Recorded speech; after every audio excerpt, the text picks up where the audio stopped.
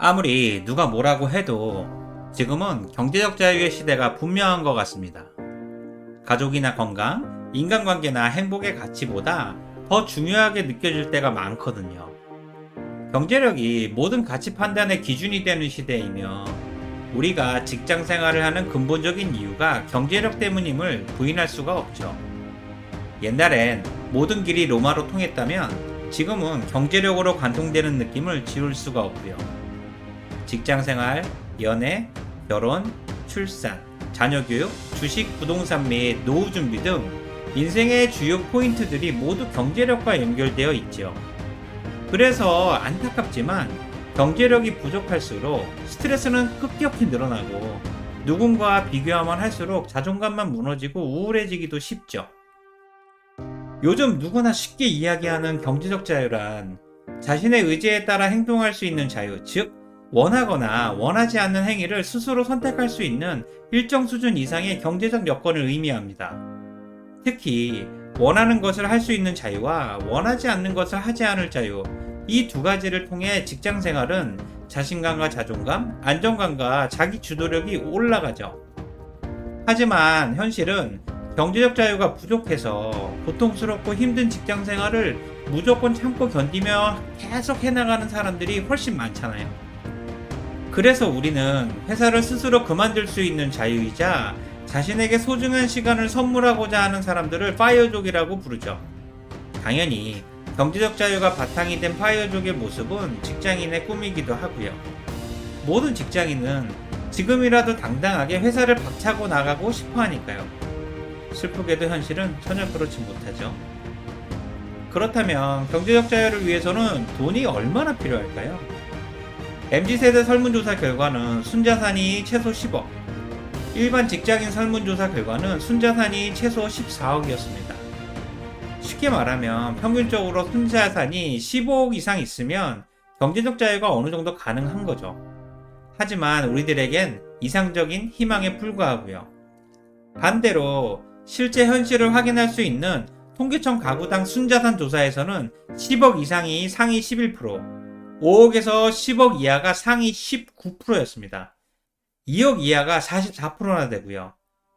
그러니까 가구당 순자산이 5억 이상 있으면 상위 30% 안에 포함되는 거죠. 결과적으로 경제적 자유는 15억 이상이 필요하고 현실은 5억 이상 있으면 상위 30%가 되는 거고요. 10억은 상위 10%에 해당됩니다. 그래서 우리 주변에 15억 이상의 경제적 자유를 획득한 파이어족 직장인을 보기 힘든 거죠. 파이어족의 모습이 마치 파랑새처럼 느껴지기도 하잖아요. 어쨌든 이상과 현실의 엄청난 괴리를 느끼며 살아가고 있습니다.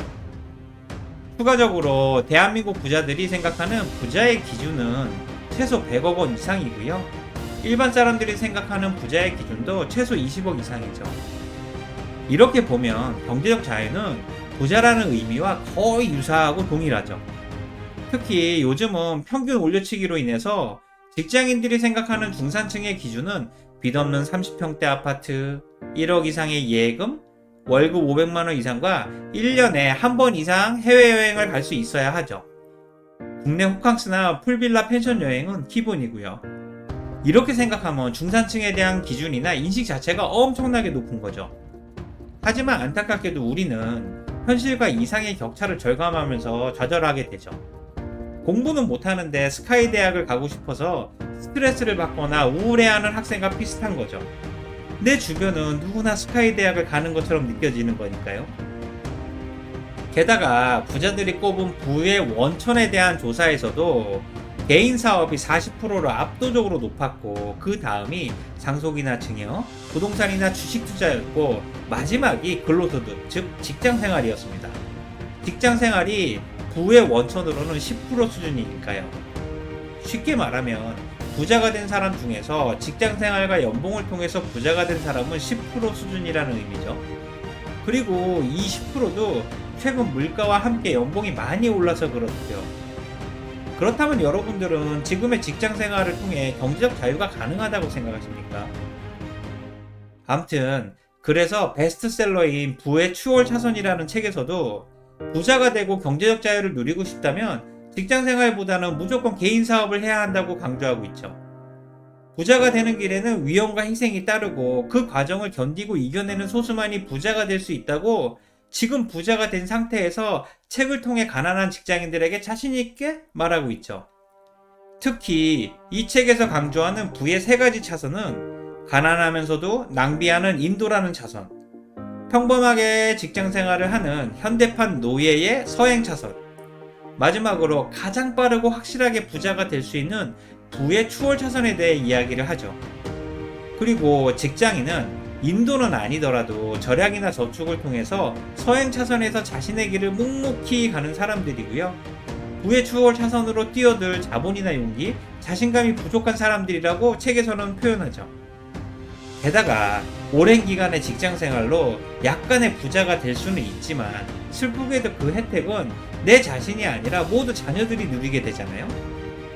이 표현들을 직장인으로서는 왠지 거부하고 싶지만 인정할 수밖에 없죠. 이미 우리는 안전빵이 최고의 빵임을 확실히 알고 있으니까요. 어쨌든 지금은 경제적 자유와 경제력의 시대가 분명하다고 생각됩니다. 그렇다면 직장인으로서 충분한 경제적 자유는 아니더라도 최소한 지금의 가난하고 고통스러운 현실을 벗어나려면 어떻게 해야 할까요? 하늘이 무너져도 솟아날 구멍은 충분히 있겠죠. 아무리 힘들어도 냉정하게 자신의 상황을 이해하고 직장 생활에 모든 힘을 집중할 수밖에 없을 것 같습니다. 일단 지금은 늘어나는 이자와 빚부터 갚아야 하니까요. 이 땅의 모든 영끌러와 흑수저 직장인들을 응원하겠습니다. 오늘 내용이 도움이 되셨다면 구독과 좋아요를 부탁드릴게요.